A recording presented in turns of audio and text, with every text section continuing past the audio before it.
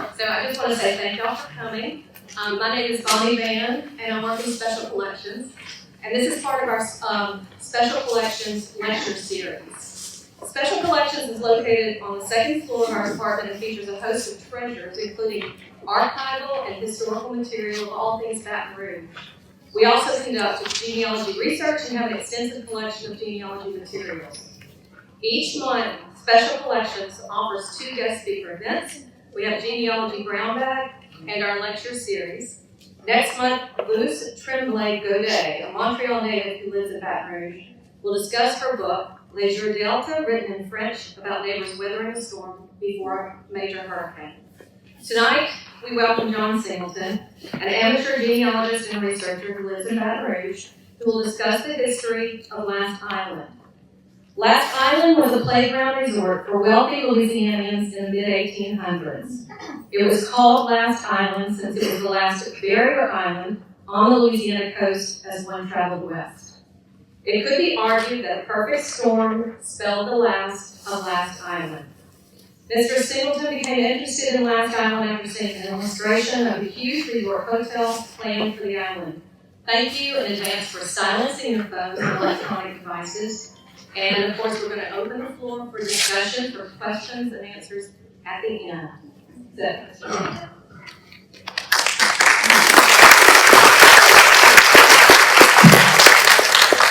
Thank you, Bonnie. Good evening, everyone. Thank you for coming out tonight. Very nice crowd. Now, can everybody hear me okay? I'll try to. No? Okay. I might have to just get on top of it. Okay. So if anyone can't hear me, just if you'll raise your hand, I'll try to crank it up a little bit more. So anyway, but thanks again for coming out. The story of Last Island is very interesting. I had the pleasure of talking to some of the Davis family here before the presentation. Those who have maybe read one of these books might recognize John Davis' name. He's the gentleman who sailed a little sailboat back to Brashear City. So they have their family here tonight. And if there's anyone else here that has a connection with Last Island through a family member, an ancestor, or a friend, or any type of, we've got several people. Wow. We're all Davis. We're all John Davis. I'm saying like 11 from the Davis group, so I think that's, yeah, okay, very good, okay. I think I'm just going to pop this out, because I feel pretty stiff here doing this. Okay. Our story really begins on Saturday, August 9th, but I want to jump forward one day to Sunday, August 10th. Last Island in French is Îles Derniers, and I'm going to back up one step further and say, I am probably going to butcher up quite a few pronunciations tonight. So I'll ask for your forgiveness and understanding in the future. But my understanding is that Îles Derniers was originally, of course, one island, and we'll talk a little bit later about how now it's multiple islands. But on that Sunday, in the St. Charles Hotel in New Orleans, a meeting was being held by a group of investors. And these folks were going to appropriate a large sum of money for a huge hotel to be built on Last Island. And at the same time that they were meeting, literally, a hurricane is destroying the island and hundreds of lives as well. So the investors came out pretty good on that deal, because before they invested the first penny, they were able to find out that that would have been a very bad investment, or at least a very high risk investment.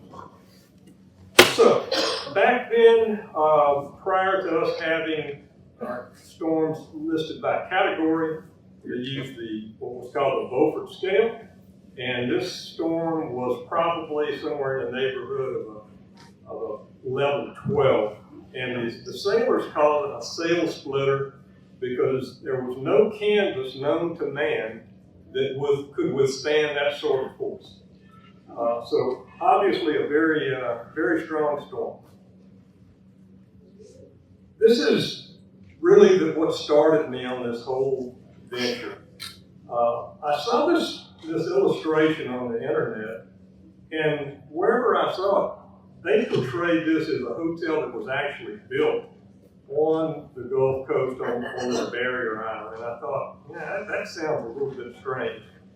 So I started trying to find all the books I could, and I originally started with a book by John Singleton, which is kind of an abbreviated version of the story.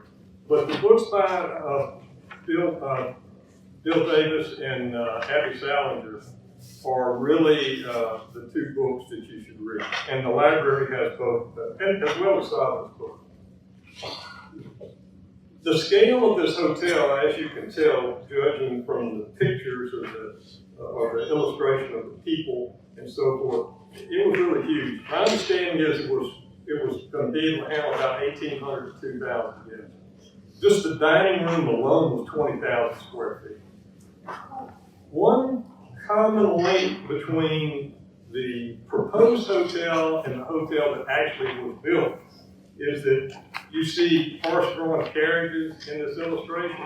And they really did have horse-drawn carriages. They had stables on Last Island. The people that went there were wealthy enough that they probably had their own horses and their own carriages left there just for their use whenever they went there, primarily during the summer. There are a lot of myths about Last Island as well. This illustration of this hotel is one of them.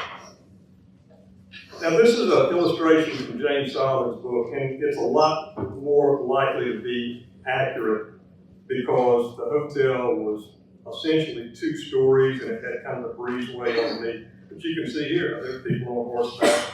If you look directly behind the hotel, you can see a body of water, and you actually see some sailboats out there. That's Cayuga Bay. And Cayuga Bay figures in pretty heavily with the story.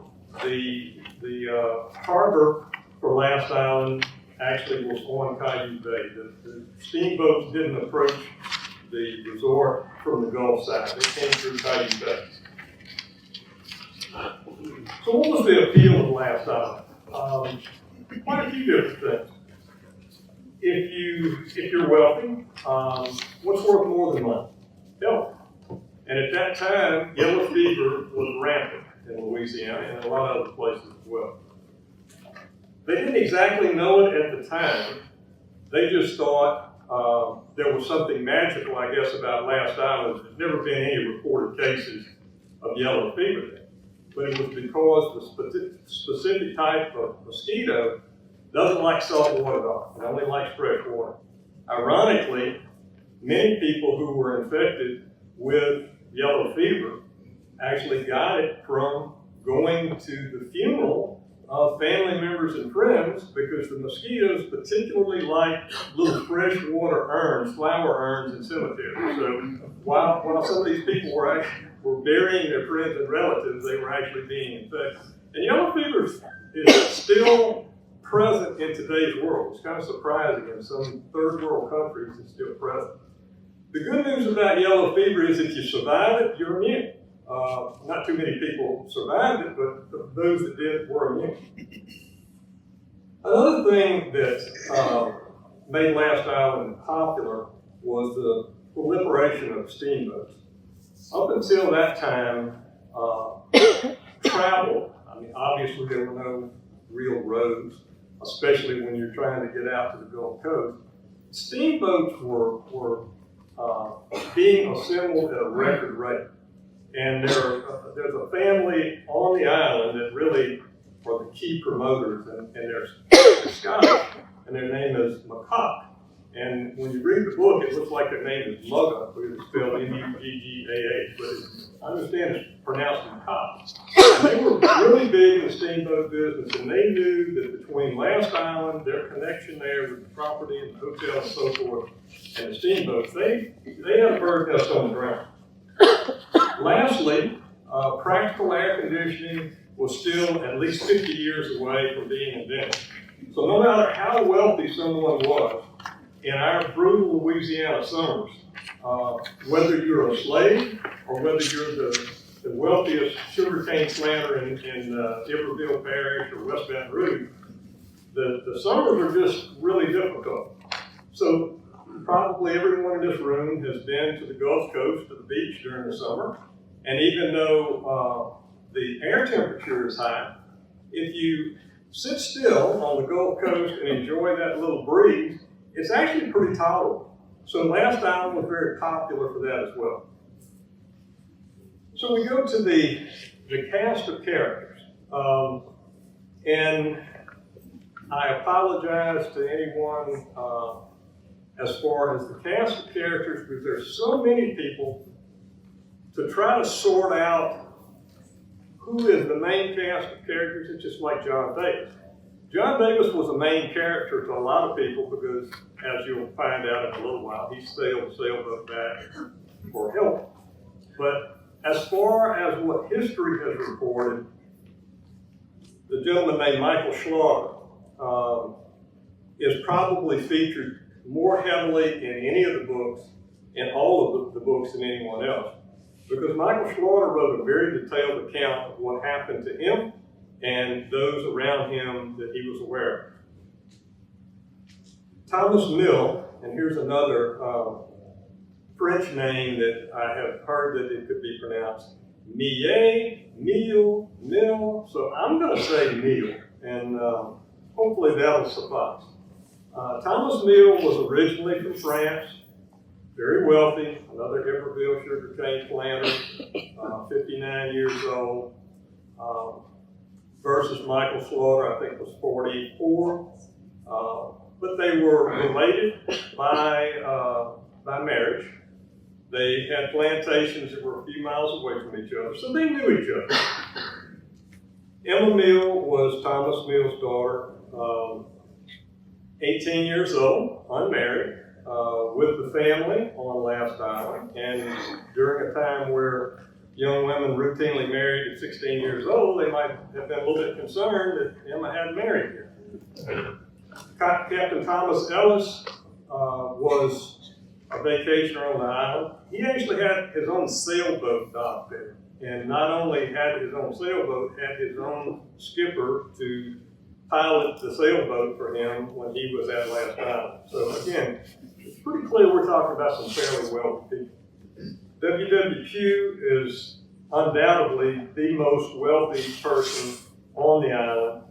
He came to Louisiana as a 17-year-old from South Carolina, and by the time the incident happened at Last Island, his family either owned or co-owned 18 plantations and 2,000 slaves. That's a lot of slaves. The McCock brothers were, as I said, very proactive in terms of promoting Last Island. The actual ownership of Last Island remains in question today. Matter of fact, I saw a listing for a book the other day that the ownership was disputed for somewhere in the neighborhood of 50 to 75 years. So how that sorted out then, I'm really not sure. Dr. Alfred Duperrier was a widower and a doctor from New Iberia. He had a young daughter. Fortunately, the daughter was back in New Iberia with his mother. And Abraham Smith was the captain of the Steamboat Star. You'll hear the Steamboat Star is mentioned quite a bit. Maybe that's kind of a star in itself of the story, no pun intended. So we back up a day to start the story with the happenings on the day before the meeting in the St. Charles Hotel.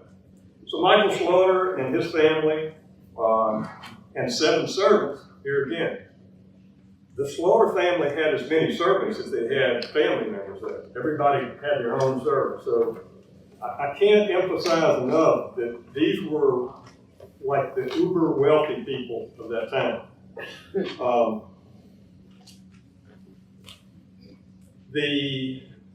The mood was very light and happy on the Saturday morning, but they were already starting to get some concerns about the weather.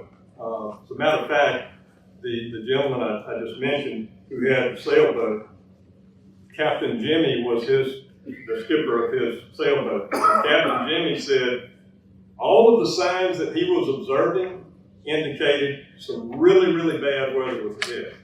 Why they didn't listen to Captain Jimmy is anybody's guess. They probably wish that they had. Thomas Mill and his family had arrived the week before. They owned that house, a vacation home, for 3 years, but this was the first time they stayed there. Another indication that you have enough wealth that you can build a vacation home and not even go to it for 3 years. So WWQ, as I mentioned, is a very wealthy individual. He was actually Louisiana Speaker of the House at that time. He wrote in his recollections that the water assumed an angry appearance and the waves on the Gulf were quite high. Although the weather was certainly getting pretty bad, these folks looked forward to the ball every Saturday night during the vacation season that was held at the Last Island Hotel. They had a ballroom, very festive occasion, and the weather was bad enough that Michael Slaughter ordered his personal carriage to actually come pick he and his wife up and take them to the hotel. This is a good picture, even though I actually drew it myself. This is a good picture of kind of how everything is laid out here.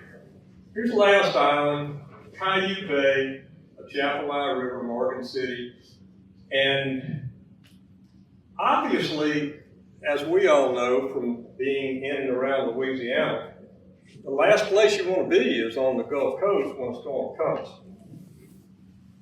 Why were they unprepared? Well, we have to remember that it was 1856. The National Weather Service actually wasn't formed until 1870, and perhaps the reason it was formed might have been because of incidents like this. But even at that time, there was a good enough system of communications with telegraphs that regular weather reports were being telegraphed to the Smithsonian. The problem mostly for this particular situation was that the telegraph system was largely on the East Coast. And this weather formation was far enough west that many people in New Orleans were completely unaware just how bad it was at Last Island until days later.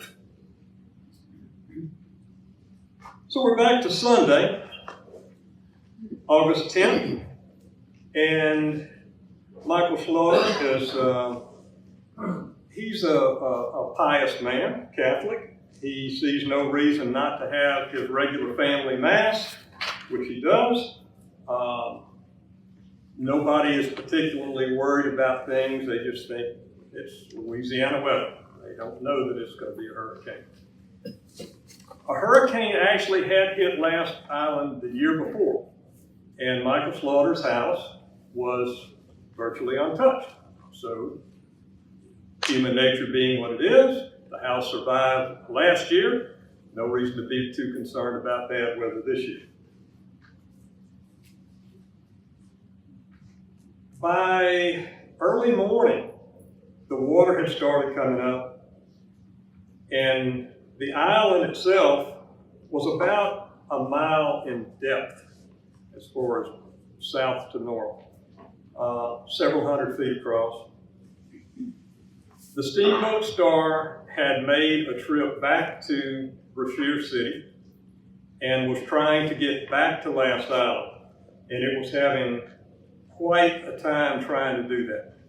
Largely because when the steamboat, I have to back up a slide, when the steamboat was trying to get to Last Island, you see the red line coming to the harbor behind the hotel. The steamboat was being blown out into the Gulf. the captain was not aware that that was even happening. Michael Slaughter has been visited by Thomas Neal quite a number of times Saturday. And I hate to speak badly of Thomas Neal, but everything I've read in all the books, in today's world, he would be considered a wimp. He was just a very worrisome guy. He kept going over to Slaughter. Hey, is everything going to be okay? Hey, is everything? And Slaughter's like, it's going to be fine. It's going to be fine. Well, obviously, Slaughter was wrong about that. But he was growing very impatient with me. When things really started going south with the storm, there was a visitor at Thomas Neal's house, the woman who had the misfortune of opening the front door to look out to see what was happening. And between the wind and just sort of the vacuum formed in the house, she was actually sucked into the water. Thomas Neal didn't make any effort to help. Slaughter tried to rescue the lady, and as a result, a gable from a building fell on him, breaking a number of ribs and shattering his leg in multiple places. So Slaughter is badly injured at this time. One of the most disturbing segments of this story to me was when Slaughter, in his own words, talked about this little girl. She was very frightened, obviously. Their vacation home was literally destroyed with the exception of the floor. It was a 2-story home. All that was left was just the floor deck itself. So the family is standing on this floor trying to withstand the wind. They're blown into the water, and this little girl is so frightened. She has her arms locked around his neck so tightly that he said that he was having a hard time breathing. But what happened next is puzzling. He said in his own words that he pried her hands from his neck and watched her float away. Now, I can't judge Michael Slaughter because I don't know what was going on in his mind. Did he think that he would give his daughter a better chance since he was very gravely injured and thought maybe since he couldn't swim with a shattered leg and he's got broken ribs, did he think she would have a better chance without him? Did he think that just her positioning on him, he couldn't move around? He later said he admitted no shame and took no blame, but was very sad about what happened. So I still have I have a hard time really understanding that. He was certainly not a coward. He was very much helped as many people as he could during the storm. But that still disturbs me about the story.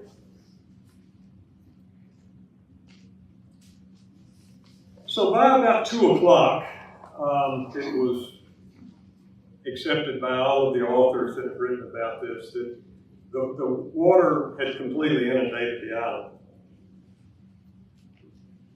The meeting at the St. Charles Hotel had probably wrapped up. I can almost picture that scene, that the investors, after discussing this project, probably patting each other on the back. It's going to be a great venture. Because one of the biggest struggles that Last Island had was they couldn't accommodate all the people that wanted to go there.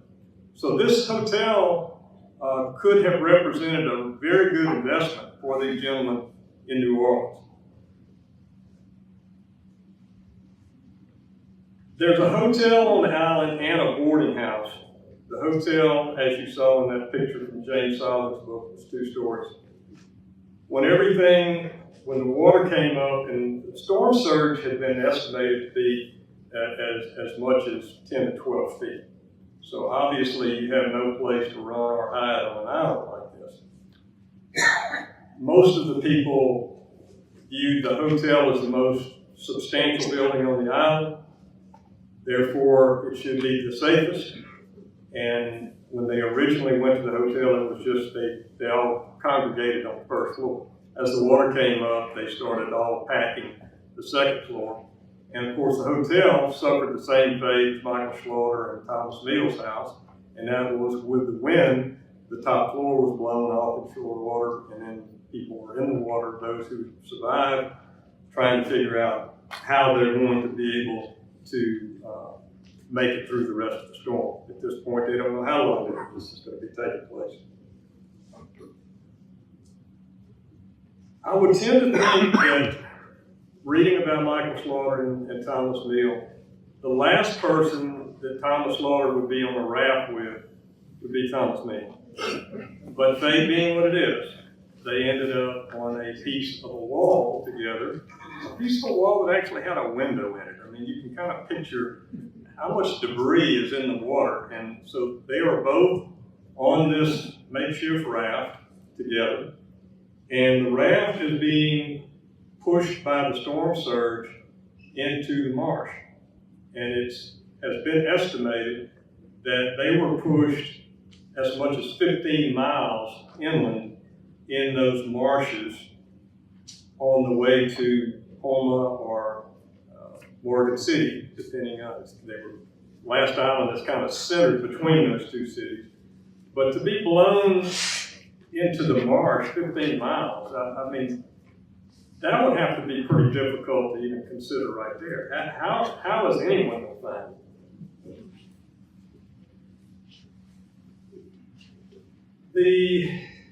The people that were in the hotel were all trying to figure out what's the next game plan.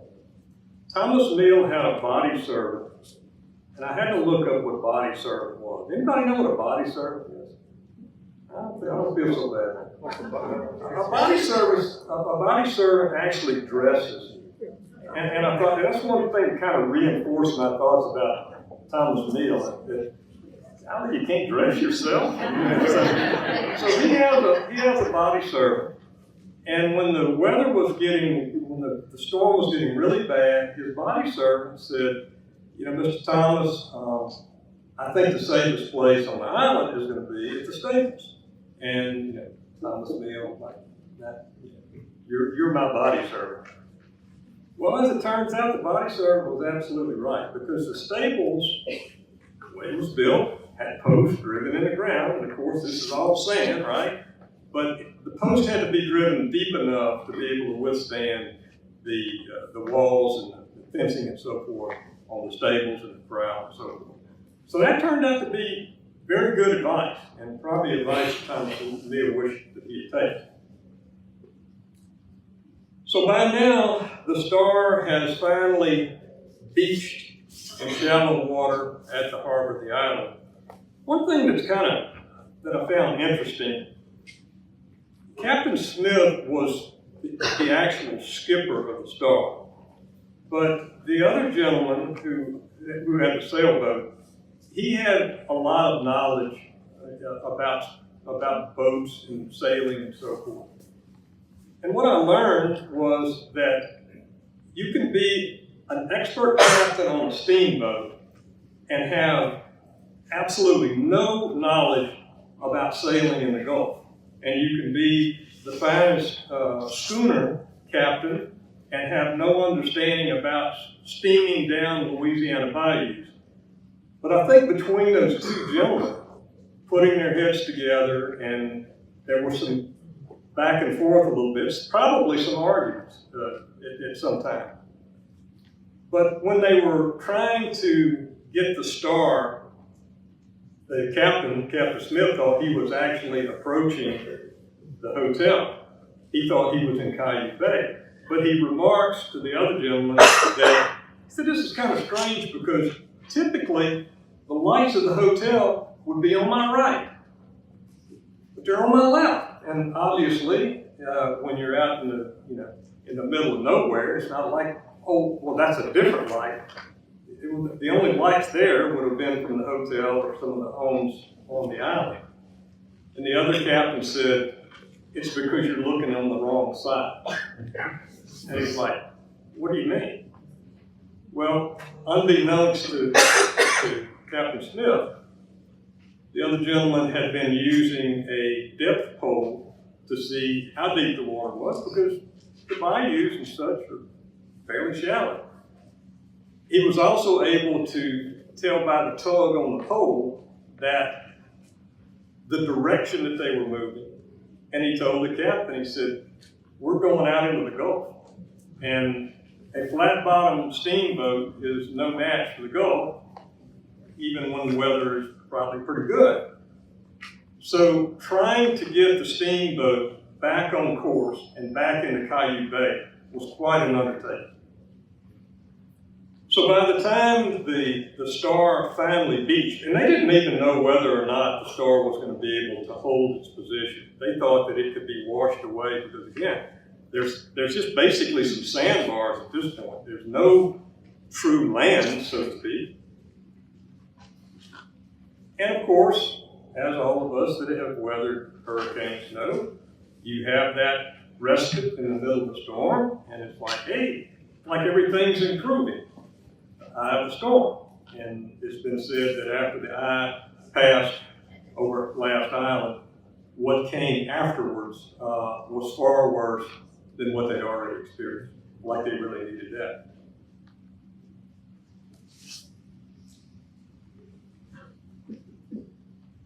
I guess I'm going the wrong direction here.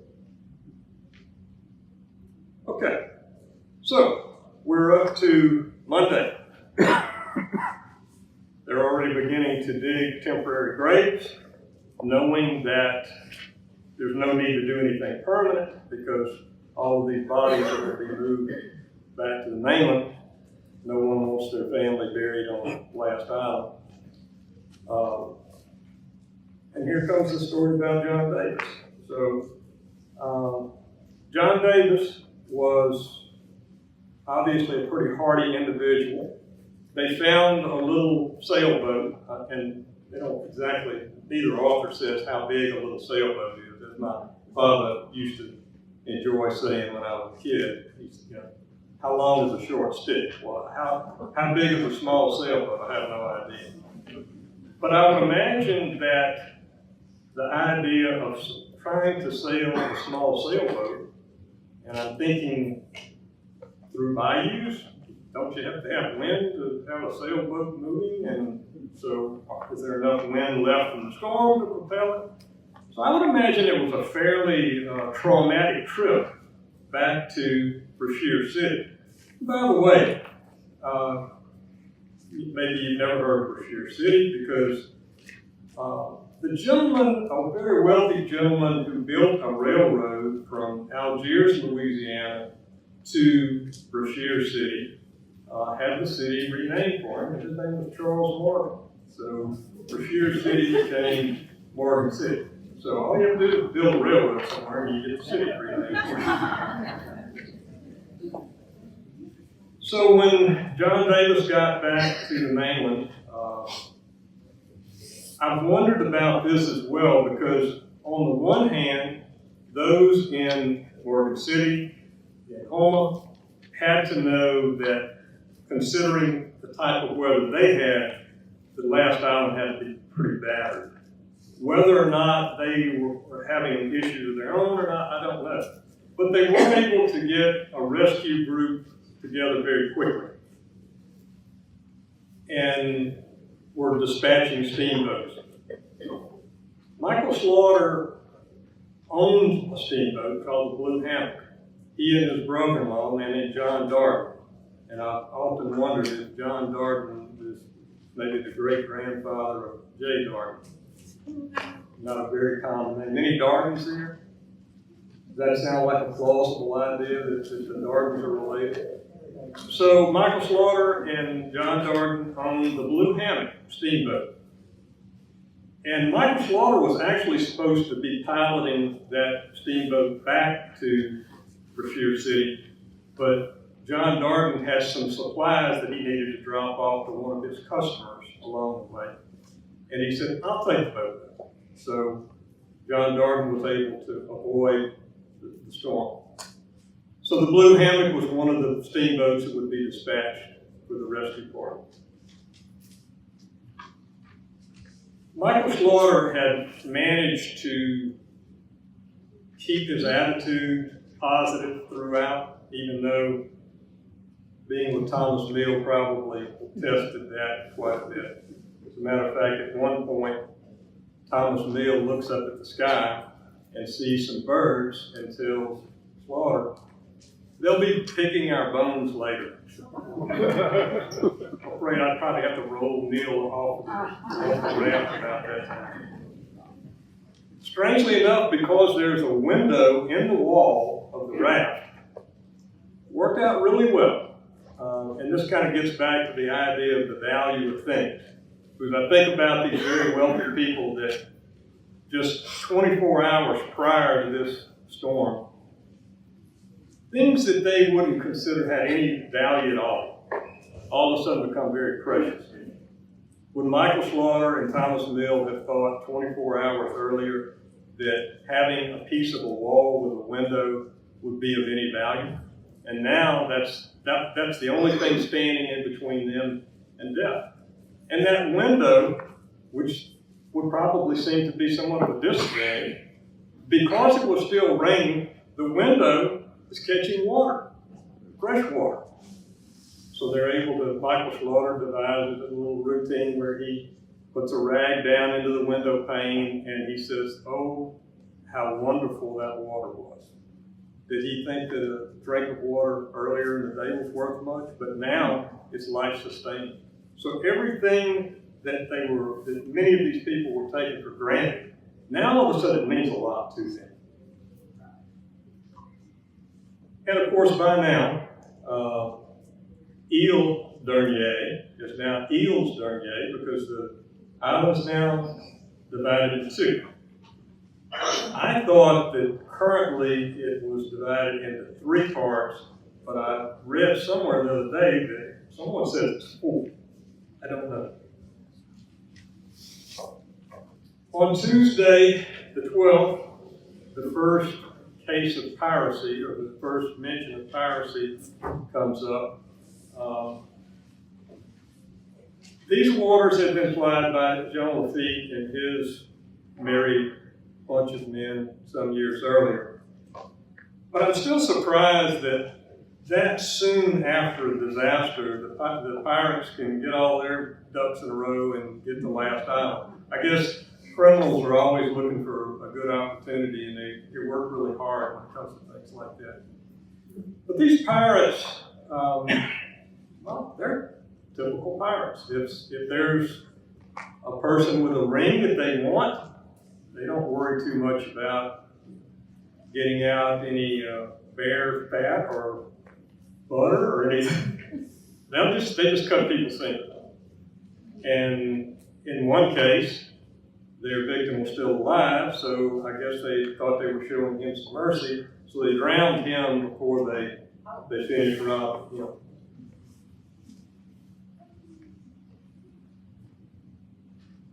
On Wednesday, John Davis, and depending on which book you read, whether it's Salinger's or Davis' book, in one case it says John Davis and another man, and in the other case it's John Davis and two men. But John Davis is the only guy that's mentioned by name. And in talking to some of the Davis family earlier, I learned that he had an oyster restaurant in New Orleans. Nothing in the books tell anything about John Davis other than he sailed a sailboat back to Brashear City. So I was telling the family that there are probably a lot of connections that we can make about Last Island. And when I look out over how many people raise their hand, before you leave, please get my card and with my email address. We might very well be able to plug some of the holes in this story, because certainly there's a lot more to be known about Last Island than what's been published. John Davis was successful, obviously, in getting back to Brashear City. Rescue effort was underway. The loss of lives varies from one historian or one author to another. I think probably the closest estimate is there were probably about 400 people on the island, and about half of them died.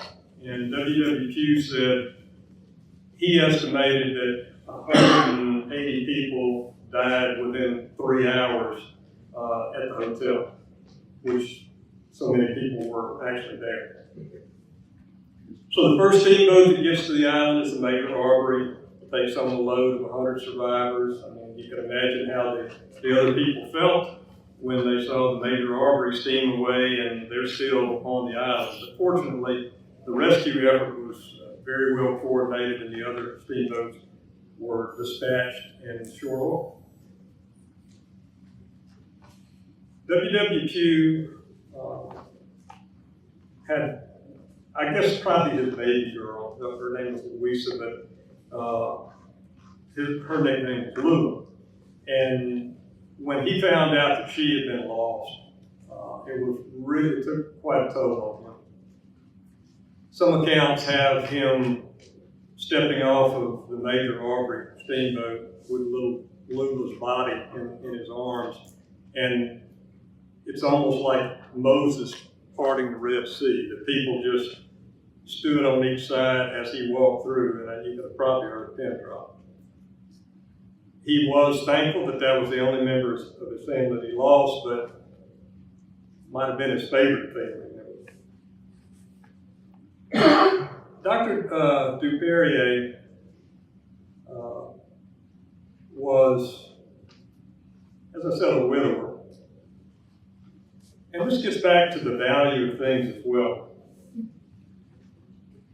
When Emma Mill was brought back to the Steamboat Star, she had a very serious head wound requiring stitches.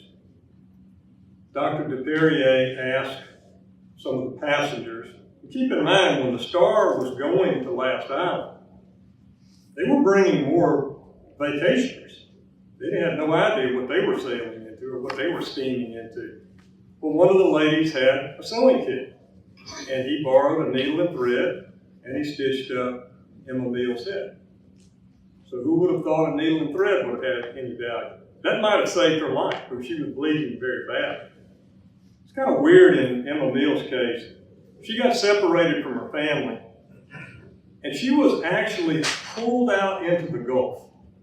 And I would kind of tend to think, I'm not a sailor, I don't know anything about this stuff. But I'm thinking if you get pulled out in the Gulf, chances are she's going to keep pulling you out further. Because of the weather, the wind, the current, and so forth, she had been pulled out possibly a mile out into the Gulf, and she got pushed right back over the island about where she was taken from. Who would think that? Mill and Slaughter are still on their little raft, and again, it's a real testament to Slaughter to know basically where they were. How he knew that, I have no idea. You're on a piece of a wall, and you get blown into the marsh north of Last Island. How do you know? But he, using the tides, he wasn't physically able to do too much anything, but he knew that they were making progress. Well, when you look at the value of things, who would have thought that a tide would save your life at that point when all that started? So by early afternoon, their little raft had made it back to Cayuse Bay, and Slaughter knew they have a chance of being rescued at this point. Since no one has seen them for 4 days, they're presumed dead. So Slaughter, in the wee hours of the morning, is awakened, probably not sleeping real well on a wall with leg broken in multiple places and ribs broken. But he looks off into the distance and he sees a light. And I suppose the way the early morning dawn, he can see the silhouette of a steamboat. And he knows that silhouette is very familiar to him because it's his boat. It's the blue hammock. And I mean, we can kind of put ourselves in Slaughter's shoes for just say, hey, my boat's coming, right? Everything's okay now. And the blue hammock gets closer and closer and closer and just steams right on past. So I can only imagine how he felt at that point.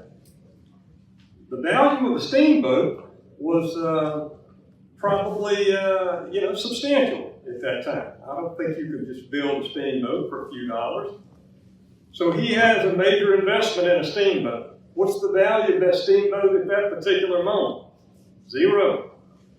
The piece of wall that he has with a window and rainwater in it is worth more than his steamboat. So I understand it at that time, a cheap steamboat was about $6,000. So what's the value of his steamboat? Nothing.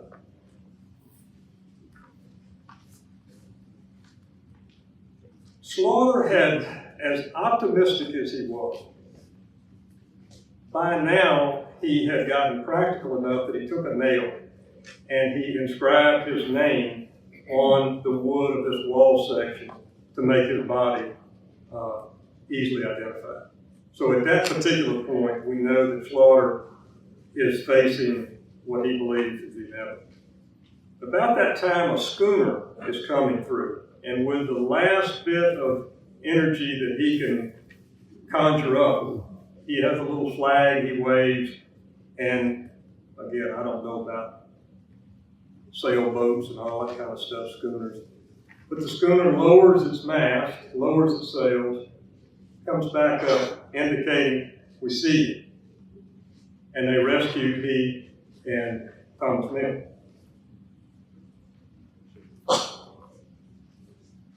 So by Monday, keep in mind now, this has all been going on now for 9 days now. There's a gentleman named Samuel Stewart, whose son had been on the island celebrating his 21st birthday. And he was presumed dead. No one had any report. So the old man had boarded the steamer that was carrying the posse to deal with pirates. The people of Brashear City, after hearing about the piracy, pretty upset. At one point, when the posse got there, they ran across a pirate who had a very expensive piece of jewelry, and they demanded to know where he got it. And of course, the pirate probably wasn't particularly interested in cooperating. And after a little bit of persuasion, the pirate did take him to the body of Alfie LeBeau Neal, another one of Thomas Neal's daughter. And neither author tells us what they saw. But the posse's action was very swift. They executed 8 pirates immediately. So shortly after they gained their composure, they had some additional pirates they had rounded up, and they actually held a trial on Last Island, found 2 guilty, and executed them, and the rest were returned to the mainland. I would imagine the mood back in Brashear City at that time was such that there was probably some executions that took place there as well. So why does Last Island continue to be forgotten? I think there are quite a few reasons. One of which is this happened in 1856, and a little incident called the Civil War happened not too many years afterwards. And Americans weren't particularly concerned about what happened during the storm. And considering that it was a relatively small number of people, if we were talking about thousands or tens of thousands, we were talking about hundreds of people, in a fairly tight geographical area, it was just largely forgotten about. Michael Slaughter went back to work on his plantation as his entire family died. The reason that Slaughter is mentioned so much in all of the books is because he wrote a very detailed account of what happened. For a reason. He wanted to present that to his mother-in-law. Their name was Desiree, and he wanted to give that full accounting to his mother-in-law. By all accounts, the mother-in-law and the Desiree family weren't particularly happy with the explanation. They wanted to know why he survived and 7 of their family members died. So apparently there was never any reconciliation that's noted between Slaughter and the Desiree family. But he did manage to go on and rebuild his life. He remarried. He had more children than what he had before. I think he had 9 children. He limped the rest of his life, and I'm sure that every time his limp bothered him, he couldn't help but think of last time. His account, after he had given it to his mother-in-law, she gave it to her son. It kind of bounced around. It was in the Plaquemine courthouse at one point. It's now in the LSU library where it belongs. Surprisingly enough, Thomas Mills survived that time on the raft, but died shortly thereafter. Emma Mill, her wound healed. Dr. Duperrier wanted to bring her back to his home in New Iberia, and Emma said later that Dr. Duperrier's mother couldn't have treated her any better than any family member she had. She was very much welcomed into their home, and they married later and had a very, very long and successful marriage. Fanny Darden, Frances Fanny Darden, that was another one of all these people are related in some way, to some extent. I say all of them, most of them. Fanny Darden was Michael Slaughter's sister-in-law. So when she was pregnant when she was on Last Island. When she had the little girl, she named her Ladoiska in honor of her sister who died on Last Island. Thomas Pugh was W.W. Pugh's little boy. He was 3 years old at the time. And they interviewed him some years later. And he said, the only thing I remember is somebody gave me a biscuit. And he said, man, that biscuit was so good. And here again, the Pugh family was very, very wealthy. A biscuit, probably in terms of food, was nothing to write home about. But that little boy, the value of that biscuit was greater than anything in the world. Lafcadio Hearn was an author that really started the interest back in Last Island, and he wrote a book called Show, and it's also available in the library. But Lafcadio Hearn took a lot of artistic license, and he's long on myths and short on real facts, so unless you're looking for some entertainment, I think I would avoid that. In 1935, a reporter from the Times-Picayune learned that Emma Duperrier was still alive. At this time, she's 98 years old. Her husband's been dead for a number of years, and the reporter goes to her home in New Iberia and interviews her. And a very sprightly little lady playing the piano. She's got children, grandchildren, great-grandchildren running around in the background, writing her own compositions and playing on the piano, still is able to climb the stairs in her home at 98 years old. So she is kind of a bright spot in everything that she managed to live, especially during that era, to live to 98 years old. That's quite an achievement. But it was said that every time the weather would turn gloomy and windy and stormy, that she would run to her room and close the door and wouldn't come out, which she had good reason for that. So, I don't know how much time I've coming up on 7. So, questions? and I'll be honest if I don't know the answer. If you have any questions, just raise your hand and I'll try to come to you with the microphone. Before the storm, did they get any type of reports from Cuba, from the priest on Cuba, about a developing system? I've never heard anything about that. I understood that Key West had been hit, but again, considering the lack of communication, even with the telegraph system, there's nothing on Last Island. I'm a little surprised that since steamboats were going to Last Island from Brashear City, Morgan City at that time, I'm surprised there wasn't more warning than they had. In Lafcadio Hearn's book, one of the myths that he spun was that the revelers at the ball, at the hotel, they were dancing to their death. And it was like they were having some sort of hurricane party.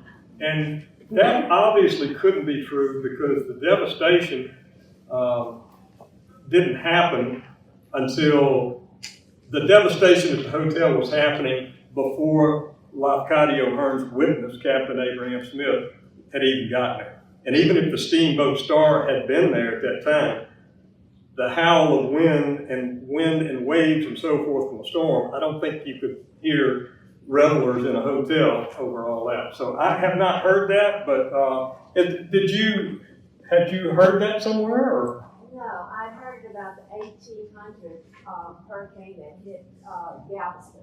Okay.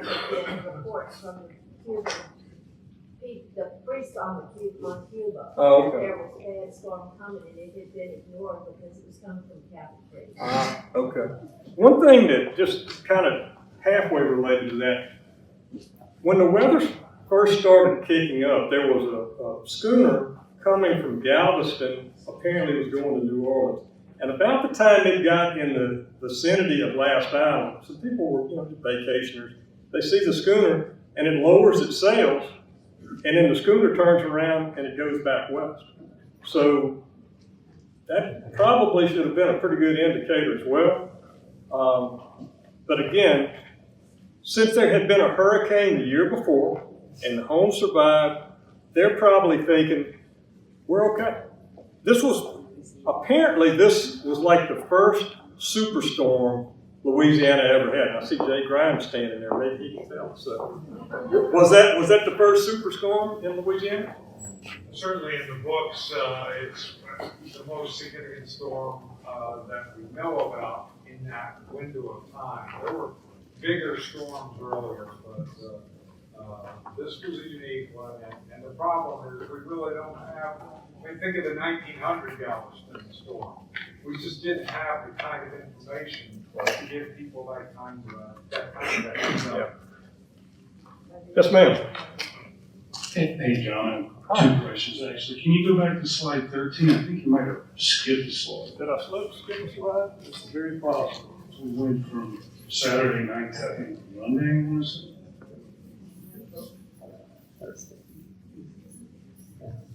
This one or the next You one? missed that slide. Okay. I'm glad you mentioned that. Because the way some of the people survived, they were pretty innovative. One of which is they used a whirligig. I didn't know what a whirligig was. I thought that was some kind of like a little kid's toy or something. But the way that they described the whirligig was that it's a post set deep in the ground. Of course, remember, we're on sand, so you gotta have a pole driven pretty deep in the sand to be able to handle this. So when I went to Goodwood Elementary, we called it a merry-go-round. So it's just a pole in the ground, and you got a platform and little handles, and it's, you do the Fred Flintstone, the kids just push the platform round and round. So the thought process from these folks was, with that post in the ground, deep in the ground, that might be one of the only things left standing. So they stationed themselves around that whirligig and rode it out during the night.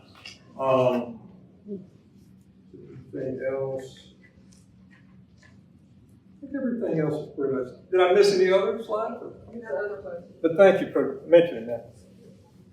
Do you have anything showing where the hotel was in relation to the current Isles Derniers? As I understand it, it was on the far western end. And I thought, after I first started looking into this, I said, it'd be great if somebody would do a tour to Last Island. And of course, the first thing was, well, it's now 3 islands. And when I found a picture of Last Island as it stands today, you'd have to be pretty experienced on the Louisiana coast to even find it. I think it's like a bird refuge now. Nothing there to amount to anything. To my knowledge, the only thing that shows the layout are those illustrations from Sothern's book, and he doesn't exactly explain where he got that information. So that could have been some assumptions. But here again, I think that there's a lot of holes in the Last Island story that maybe if we get enough people involved in this, who maybe little bits of information here and there, maybe we can add to the story. How long had they been building on the island before the hurricane hit? The island had been successful for at least 6 years. Prior to it becoming a resort, it had fishing camps. Just the proximity of the island to the Gulf. But when it was fishing camps, it was pretty rough and tumble. It wasn't a place that wealthy sugarcane planters would want to go to. But I think that over time, because of the breeze, because of the lack of yellow fever, and just getting away. I mean, when we think about a typical sugarcane operation, it's noisy. You've got people, you've got slaves cutting cane, and if the plantation is making sugar, it's quite a messy, noisy, smoky environment. So I would imagine if you were wealthy, you'd just kind of like to get away from all that stuff. Okay. You mentioned about a hotel and the fact that there was a second floor. Do you have any idea as to how large the hotel was? A couple of rooms, 100 rooms, or anything more about it? There's not a lot of information about the hotel. From what I could gather, it would only hold about 30 guests. So it was small compared to the illustration of the Tradewind Hotel. And I still wonder to this day, was that illustration of the Tradewind Hotel, was that kind of somebody kind of getting a little bit overly enthusiastic about the project? But that illustration is in the Historic New Orleans collection. So, I mean, it's documented that somebody did it. Somebody drew it up, and it was approved by the investors. I first started doing research 40 years ago, not here, but the old main library, and I read Michael Slaughter's account. So it's been 40 years, I may be wrong. I believe when he married his wife's cousin, and both of their first names were Marie. Oh, big. Yeah. There was a statue or memorial put out on the island at one time. I thought I read in the book, and I may be wrong, it might have been somewhere else, that it was brought in either to like Chauvin, Cocoa Tree. You know where it's at? I had heard that there was a memorial marker on the island. And for some reason, don't hold me to this, a lot of those who died and a lot of the survivors who ended up back at home in Iberville Parish in West Baton Rouge are buried in the Catholic cemetery in Plaquemine. And as a matter of fact, I did this presentation at the West Baton Rouge Library a few years ago, and I think just a couple of months before or after that, they have a group that do kind of a dramatization of the Last Island tragedy, part of that genealogical group over there. And I think they were actually holding it at the cemetery there, the Catholic cemetery in Plaquemine. And I say it might be several Catholic cemeteries in Plaquemine, but I think it's St. John, I believe, in Plaquemine, is that right? on Main Street.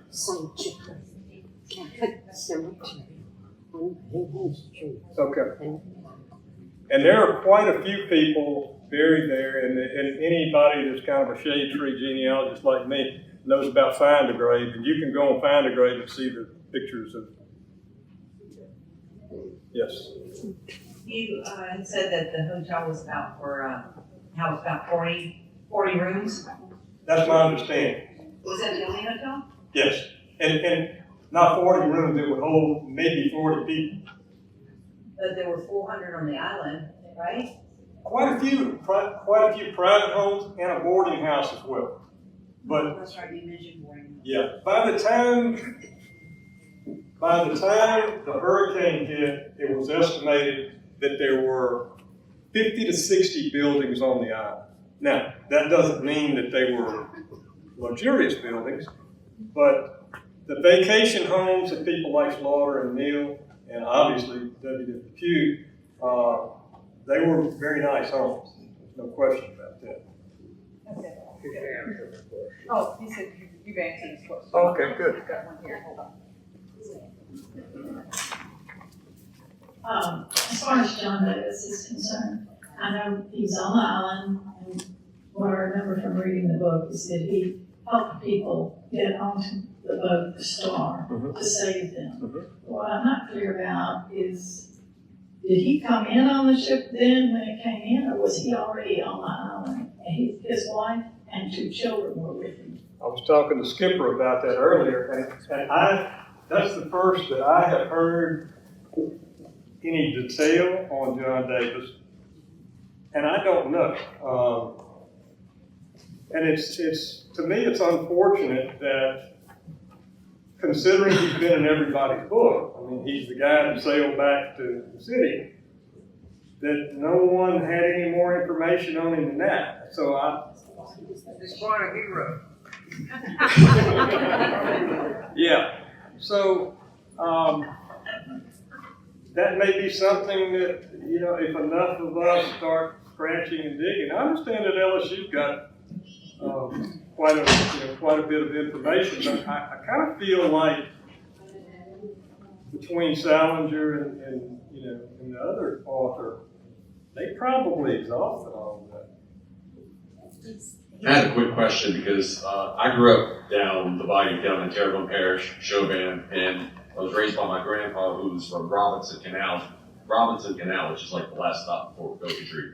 And I always heard about the stories about Last Island, and the numbers were always inflated and everything like that. But I always heard that people could get to the hotel by horse and buggy, and I always just assumed that it was, and because there was so much more land, Lake Delta was basically nothing at that time, and now it's part of the Gulf practically.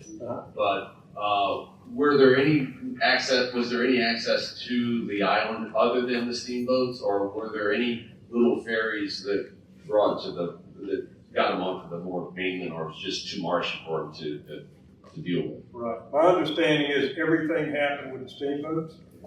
And I was reading, Kathy had given me some information. There was a little overview from the Terrebonne Parish Library, and I think that they said, here again, we've got another myth that's floating around here, that the railroad that Charles Morgan built from Algiers to Brashear City, it said in that paperwork that it went from Algiers to Last Island. So, I mean, a guy like you know about the marsh, and I don't think you're going to build a railroad through the marsh. So, but my understanding is everything happened with the steamboats. Yeah, and it was the McCock brothers. There's if a person likes steamboats, and I'm pretty sure this one is at the library too. It's called Steamboats on the Louisiana Bayou by Carl Brasso, Keith Martin, and they list like all of the steamboats from that era, and it's like, and it'll tell about when the boat was built and everything. It's like 75% of the boats that they have listed are somehow tied in with the McCock brothers. Those guys are like the steamboat kings of Louisiana. Yeah, one right. Yeah, I've read the Last Island, and I remember being mentioned in there, William Winter from the Myrtle's Plantation, being on the boat that actually got grounded. Did you come across anything about him in your research? And what's the name? What is the name? William Winter. He was married to one of the Sterlings from the Myrtle's Plantation in St. Francisville. I don't remember that. But that's not to say that it's not in there. But again, and talking to Skipper there a moment ago, love it or hate it, Facebook is a pretty good medium for getting people together on things like this. And by all means, get a card from me this evening, and let's see if we can start a Last Island Facebook page and see if we can start to find out some of this information. I'm very, very interested, and I feel like there's a lot that we don't know, and of course, we're already out of opportunity for most of this, but there are still people living that have very strong memories of great-grandparents, great-uncles and aunts, whatever, and we need to tap into that before it's too late, if it's not already too late. So John is asking us to crowdsource this information. Another question here. We're almost out of. Yeah, I've got one here also. You've done great research for Last Island. Once you've exhausted all of your sources, have you ever considered doing anything on Chenier tea farther west? I haven't. What do you think would be? Why do you mention that? Why do you think that would be a good? I grew up in Lafayette, and I think people whose families had houses. That lived in Chenier tea, they too suffered from hurricane devastation, but it was a thriving community out in the middle of nowhere. Because sometimes we get so focused on the topic, we forget that there's all sorts of things nearby. And there are people that are still alive who have relatives that reside there. Yeah. And facility right near Chenier. I have read that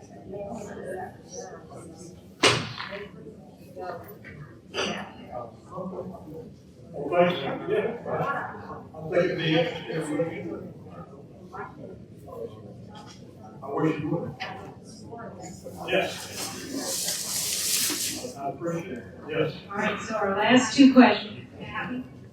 I'm not related, but my children are through marriage to Michael Slaughter. He married Klein Peter. He was a grandson of a Klein Peter, and he had, I think, 9 to 10 children.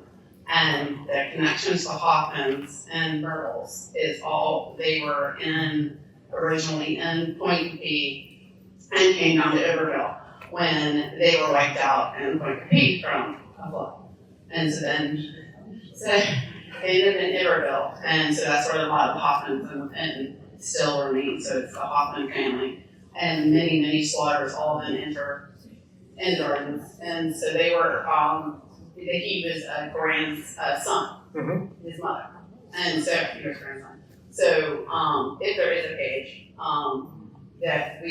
that's where I originally, because I've been doing genealogy for about 25 years, and so I started doing their dad's side, and that's where I ran into this in the Lost Island, and we saw the Last Island that they used to tell us as we would go fishing the stories. So I'm sure that side of the family had a lot of information. Yeah, I had seen some reference to the Klein Peters in another book. So I knew the Klein. They came over from Germany together, the Slaughters and the Klein Peters. Okay. Germany together.